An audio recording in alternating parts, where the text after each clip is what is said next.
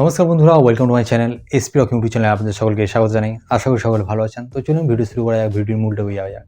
তো আজকে একটি ছোট্ট গল্পের মাধ্যম দিয়ে আমরা লাইভ লেসন নেওয়ার চেষ্টা করব। তো চলুন শুরু করি। রোহন এবং জয়েশ দুজন বন্ধু ছিল। তারা স্কুল জীবনেও খুব সুন্দর বন্ধু ছিল এবং কলেজ জীবনেও।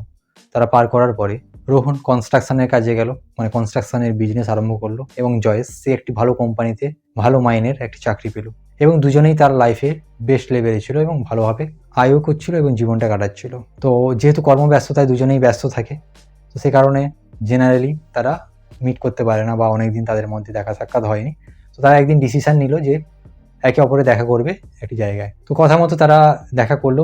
কথা যখন হচ্ছিল, তারা বিভিন্ন ভালো মন্দ শেয়ার করার পরে জয়েশ, মানে যে চাকরি করছিল, সে রোহন, মানে যে কনস্ট্রাকশন এর কাজ করতো, তাকে বলল যে রোহন, তুই তো কনস্ট্রাকশনের কাজ করিস, সব থেকে ভালো মেটেরিয়ালস দিয়ে বা ভালো ডিজাইন করে একটি ভালো বাড়ি তৈরি কর আমার জন্য।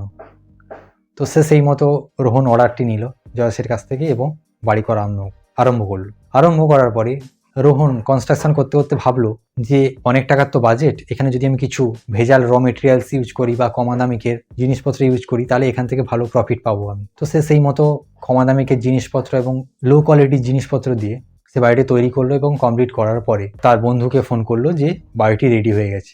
তো সেই মতো তার বন্ধুও এলো, মানে জয়েশ এসে পৌঁছলো এবং রোহন জয়েশের হাতে চাবিটি দিয়ে দিল, বললো, বন্ধু, তোর বাড়ি তৈরি হয়ে গেছে, তুই এটাকে ইউজ করতে পারিস।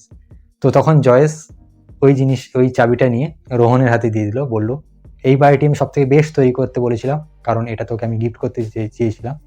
তো সেই কারণে আজ থেকে বাড়িটা তোর, তুই এটা ইউজ করবি।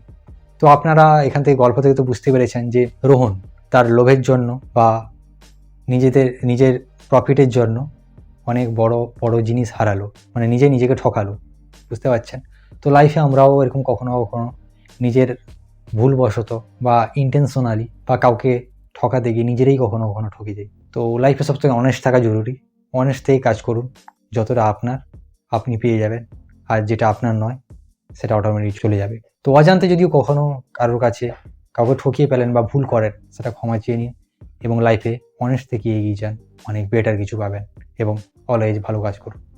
তো see you next video with next topic. যদি স্টোরিটি ভালো লাগে এবং লাইফে কিছু লেসনটি পান, তাহলে বন্ধু বান্ধবদের সাথে শেয়ার করুন। তো এবং কোন বিষয়ের উপর ভিডিও চান সেটি কমেন্ট করে জানান। দেখা হচ্ছে নেক্সট ভিডিওতে। ততক্ষণের জন্য be positive, be unique, take care yourself. আজকের মতো বাই বাই।